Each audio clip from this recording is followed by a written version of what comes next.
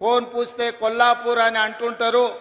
ఈ రోజు हम लोग सब कुछ पूछ रहे हैं, हमको ज्यादा ज्यादा पैसे देना और ఇందిరమ్మ घर भी देना అని ఎట్లయితే జూపల్లి గారు పెద్ద చిట్టా చదివినరో తప్పకుండా వారు చేసిన విజ్ఞప్తులను మా ఇన్ఛార్జ్ మంత్రివర్యులు దామోదర్ రాజ నరసింహ గారు ప్రత్యేక సమీక్ష పెట్టి ఆ సమీక్షలో ఏమేమి రాష్ట్ర ప్రభుత్వం కొల్లాపూర్కు ఇవ్వగలుగుతుందో తప్పకుండా ఈ కొల్లాపూర్కు ఇచ్చి ఇక్కడ పేదలకు అండగా నిలబడడానికి రాష్ట్ర ప్రభుత్వం తరఫున ఇన్ఛార్జ్ మంత్రివర్యులు దామోదర్ రాజ నరసింహ గారికి నేను ఈరోజు సూచన చేస్తున్నా। మిత్రులారా, ఈరోజు కొల్లాపూరే కాదు, పాలమూరు జిల్లా అంటేనే పక్క జిల్లాల వాళ్లకు ముఖ్యంగా చంద్రశేఖరరావు గారి కుటుంబానికి ఒక చిన్న చూపు। ఎందుకంటే ఎక్కడ చూసినా ఈ దేశంలో నాగార్జున సాగర్ నుంచి బాక్రానంగల్ డ్యాం వరకు ఎక్కడ తట్ట పని, పార పని, మట్టి పని, ఎక్కడ కష్టం ఉంటుందో, ఎక్కడ రక్తాన్ని చెమట పగ దారబోసి కష్టపడతారో అక్కడ కూలీలు ఎవరైనా ఉన్నారంటే ఈ దేశంలో మూల మూలన మన పాలమూరు జిల్లా వాళ్ళే। స్వతంత్రం వచ్చిన 75 సంవత్సరాలలో ఎక్కడ కార్మికులు చనిపోయినరని చూసినా, ఎక్కడైతే మట్టి పని జరుగుతూ మట్టి కుప్పలు కూలి ఆ మట్టి కుప్పల కింద శవాలుగా మారిన వాళ్ళు ఎవరయ్యా అని వెలికి తీస్తే అది కేవలం పాలమూరు జిల్లాకు సంబంధించిన ఇక్కడి పేదలు నిరుపేదలే। అందుకే ఆనాడు 2009 పార్లమెంట్ ఎన్నికల సందర్భంగా చంద్రశేఖరరావు గారు కరీంనగర్ జిల్లా ప్రజలు ఆయన నీతిని జాతిని గుర్తించి అక్కడి ప్రజలు ఓడించడానికి సిద్ధమైతే 2009లో దేశమంతా వలసపోయి మనం బ్రతుకుతుంటే మన దగ్గరికి చంద్రశేఖరరావు గారు వలస వచ్చిండు। ఆనాడు పాలమూరులో ఊరు లేకపోయినా, పార్లమెంటులో నోరెత్తకపోయినా తెలంగాణ రాష్ట్రం సాధించాలి అంటే తెలంగాణ రాష్ట్ర సమితిని గెలిపించాలి అని ఈ పాలమూరు బిడ్డలు హక్కున చేర్చుకొని గుండెల్లో పెట్టి చూసుకొని భుజాల మీద మోసి పార్లమెంటుకు పంపించిండ్రు పాలమూరు జిల్లా నుంచి। నేను పార్లమెంటు సభ్యునైనా తెలంగాణ రాష్ట్రాన్ని సాధిస్తానని ఢిల్లీకి పోయిన చంద్రశేఖరరావు పార్లమెంట్లో శ్రీమతి సోనియా గాంధీ గారు తెలంగాణ బిల్లు ప్రవేశపెట్టినప్పుడు హాజరు కాకపోయినా సోనియా గాంధీ గారు తెలంగాణ రాష్ట్రాన్ని ఇవ్వడం జరిగింది। మరి నేను ఈరోజు చంద్రశేఖరరావు గారిని, వారికి అనుకూలంగా మాట్లాడుతున్న జిల్లా నాయకత్వాన్ని కొల్లాపూరు ప్రాంతం అని చెప్పుకునే వనపర్తి నుంచి ప్రాతినిధ్యం వహించిన మాజీ మంత్రిని నేను అడుగుతున్నా, 2014 జూన్ 2 నాడు తెలంగాణ రాష్ట్రం ఏర్పడిన తర్వాత 2009 రోజు గుండెల్లో పెట్టి చూసుకున్న పాలమూరు గడ్డకు చంద్రశేఖరరావు గారు ఇచ్చిందేంది, మీరు తీసుకొచ్చింది ఏంది అని నేను అడుగుతున్నా। ఇవాళ ఇదే కొల్లాపూర్ ప్రాంతంలో ఇంతకుముందు పెద్దలు జూపల్లి గారు చెప్పారు, కింద నుంచి చప్పట్లు కొడుతున్నారు, నేను వింటున్నా।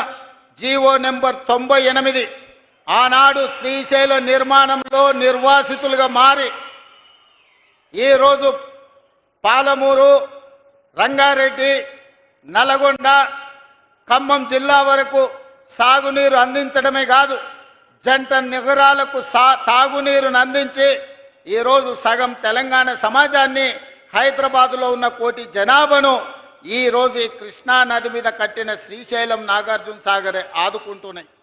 మరి ఆనాడు ముంపుకు గురైన ఈ 98 జీవో ఈ పేదలకు సంపూర్ణంగా సహకారాన్ని అందిస్తాని 2009-10లో కృష్ణానది మీద వరదలు వచ్చినప్పుడు నడిగడ్డ ప్రాంతంలో అలంపూరు గద్వాలలో ఇండ్లు కోల్పోయిన వాళ్లకు బంజారాహిల్స్లో నా ఇల్లు మీ ఇండ్లు కట్టిస్తానని చంద్రశేఖరరావు గారు మాట ఇచ్చారు। మేము ఆయనను బంజారాహిల్స్లో ఇల్లు అమ్మమనలేదు, ఎర్రవల్లిలో ఫామ్ హౌస్ ఇవ్వమనలేదు, ఆయన కొడుకు జన్వాడలో 1000 కోట్ల రూపాయల విలువైన ఫామ్ హౌస్ను మా పాలమూరు బిడ్డలకు ఇవ్వమని అడగలే। ప్రభుత్వం సొమ్ము, ప్రజలు కట్టిన పన్ను మా 98 జీవో ప్రకారం నిర్వాసితులుగా ఉన్న ఈ కొల్లాపూర్ ప్రాంత రైతాంగాన్ని, పేదలను 10 ఏళ్లు ముఖ్యమంత్రి చంద్రశేఖరరావు ఎందుకు ఆదుకోలేదు అని చెప్పి ఇవాళ జట్ప్రోల్ గ్రామం నుంచి నేను అడగదలుచుకున్నా। నిజంగానే ఈ పాలమూరు జిల్లాకు మేలు చేసి ఉంటే ఈ కొల్లాపూర్ ప్రాంతాన్ని అభివృద్ధి చేసి ఉంటే ఇవాళ నేను ఇక్కడికి వచ్చినప్పుడు 98 జీవో నిర్వాసితులు అన్నా దశాబ్దాలు దాడుతున్నాయి మా కుటుంబాలు, పిల్లలు పెద్దోళ్ళైనరు, పెద్దోళ్ళు ముసలోళ్ళైనరు, ఈరోజు సమాధులకు పోయి శవాలుగా మారినరు. మా సమస్య మాత్రం శాశ్వతంగా జటిలంగా అట్లనే ఉన్నది.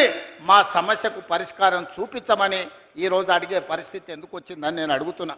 ఇవాళ నేను అడుగుతున్నా, మా వాల్మీకి బోయలను ఆనాడు రాజోలు బండ్ ఆర్డీఎస్ పాదయాత్ర సందర్భంగా వాల్మీకి సోదరులను ఎస్టీ జాబితాలో చేర్పిస్తా అని చెప్పింది చంద్రశేఖరరావు కాదా?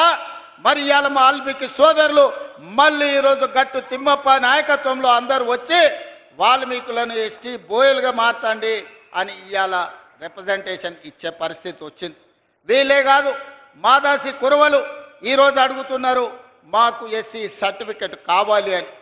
మరి ఇవన్నీ కూడా అలంపూర్, గద్వాల్, కొల్లాపూర్, అచ్చంపేట అడవుల మధ్యనే ఈ నల్లమల ప్రాంతంలోనే ఈ జాతి ఎక్కువ ఉన్నది.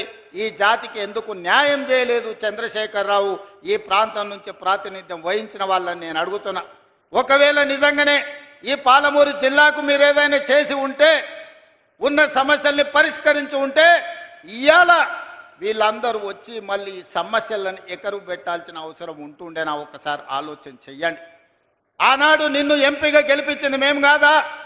నిన్ను పార్లమెంటుకు పంపించింది మేం కాదా? ఆనాడు కరీంనగర్ జిల్లా నుంచి వలసపోయి పారిపోయి పాలమూరుకు వస్తే నీకు అండగా మేం నిలబడితే, నీకు అన్నం మేం పెడితే 10 ఏళ్ళు ముఖ్యమంత్రిగా మా పాలమూరుకు సున్నం పెట్టింది నువ్వు కాదా చంద్రశేఖరరావు గారు? ఈరోజు ప్రజాపాలన వస్తే ప్రజాపాలనలో ఆయనకు దుఃఖం వస్తుందంట. ప్రజాపాలనను చూసి నేను అడగదలుచుకున్న, ఎందుకు వస్తుంది చంద్రశేఖరరావు గారి నీకు దుఃఖం?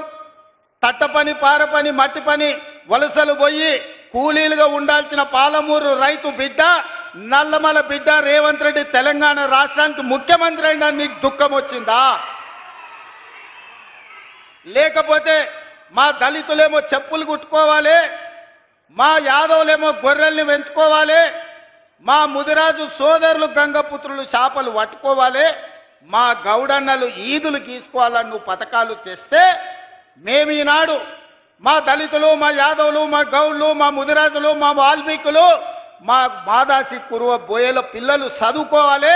చదువుకోవడానికి young India integrated residential school Jadprolu గ్రామానికి 200 కోట్ల రూపాయలతోటి 25 ఎకరాల కట్టి చెప్పులు గుట్టుడు, చేపలు పట్టుడు, ఈదులు గీసుడు, గొర్రెలను పెంచుడు మా తాతలు ముత్తాతలు వాళ్ళ తాతలు కూడా ఆ వృత్తిలో వచ్చారు. ఇవాళ మా పాలమూరు జిల్లా మేలుకొన్నది. మా పిల్లలను డాక్టర్లను చేయాలి, ఇంజనీర్లను చేయాలి, ఈరోజు ఐఏఎస్లను చేయాలి, ఐపీఎస్లను చేయాలి, రాజ్యాలను ఏలాలి.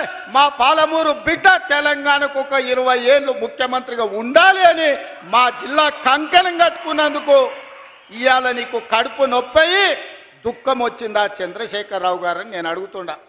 మేము చేపలు పట్టుకోవాలి, మేము చెప్పులు కుట్టుకోవాలి, నువ్వు నీ బిడ్డలు నీ మనమన్లేవో రాజ్యాలు ఏలాలనా? అంటే మా పాలమూరు వాళ్ళకి మంత్రి పదవి వద్దా? ఇవాళ ఈ పాలమూరు జిల్లాలో 14-12 గెలిచినాం, కానీ 14 గెలిచినుంటే ఇంకొక మంత్రి పదవి అదనంగా వచ్చేది. 3 మంత్రులు కాదు, ముఖ్యమంత్రితో పాటు 2 మంత్రులు కాదు, ఇవాళ మిగతా 2 కూడా గెలిచినుంటే ఇవాళ పాలమూరు జిల్లాలో ఇంకొక మంత్రి ఉంటుండే. పాలమూరు జిల్లా నుంచే తెలంగాణ రాష్ట్రాన్ని పాలించి దేశానికి ఆదర్శంగా నిలబడే పరిపాలనని ఇవాళ అందించుండే వాళ్ళం. ఎందుకయ్యా నీకు దిక్కం? 40 ఏళ్ల నుంచి మా దళితులు, ముఖ్యంగా మా మాదిగ బిడ్డలు వర్గీకరణ కావాలి, మాకు న్యాయం జరగాలి, జీవితకాలం పశువులను మోసుకోవాలి, పశు మాంసమే తినాలనా? ఆ చర్మాన్ని తీసి చెప్పులు కుట్టి బతకాలనా?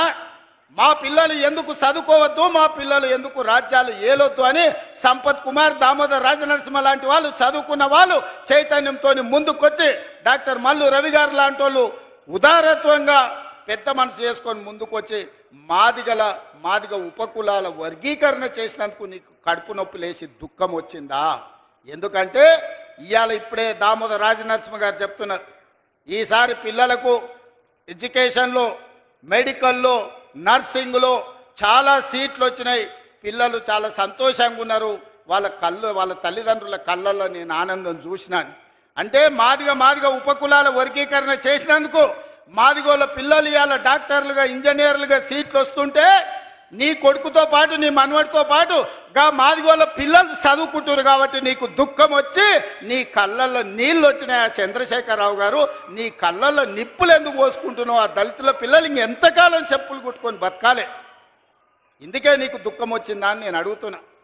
మిత్రులారా, ఇవాళ ఆలోచన చేయండి. నిజంగానే 10 సంవత్సరాలు చంద్రశేఖరరావు గారు ముఖ్యమంత్రిగా ఉన్నప్పుడు 20 లక్షల కోట్ల రూపాయలు ఆయన చేతికి వచ్చినాయి. ప్రజలు కట్టిన పన్నులు కావచ్చు, 8 లక్షల కోట్ల రూపాయలు బ్యాంకుల్లో ఆయన చేసిన అప్పులు కావచ్చు. ఆనాడు అన్నాడు, ఉమ్మడి రాష్ట్రంలో తెలంగాణ ఉద్యమంలో, ఉమ్మడి రాష్ట్రంలో సమైక్య పాలనలో సీమాంధ్రులు మన సాగునీటి ప్రాజెక్టులు కట్టలేదు, నిర్లక్ష్యం చేసిండ్రు. అందుకే పాలమూరు జిల్లా ఎడారిగా మారింది. ఎడారిగా మారిన పాలమూరు జిల్లా నుంచి లక్షలాది భార్యాభర్తలు జంటలుగా వలసలు పోయినరు. నిజమే, ఆనాడు ఉమ్మడి రాష్ట్రంలో అన్యాయం జరిగింది. ఈ పక్కన కల్వకుర్తి మొదలుపెట్టి అక్కడ పెట్టి పోతిరెడ్డిపాడు ద్వారా వాళ్ళు తరలించకపోయినరు నీళ్లు. ఈ పక్కన జూరాల కావచ్చు, నెట్టంపల్లి